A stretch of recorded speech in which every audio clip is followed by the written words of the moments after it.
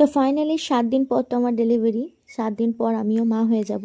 তো এখন বুঝতে পারছি মা হওয়ার কষ্টটা কতটা, কিন্তু তাও হাফ বুঝেছি, হাফ বাচ্চা হওয়ার পর তারপরে বুঝবো। আগে যখন মায়ের সঙ্গে ঝগড়া করতাম, ঝামেলা করতাম, মা বারবার বলতো যে মা হওয়া তারপরে বুঝবি যে মায়ের যন্ত্রণা কতটা।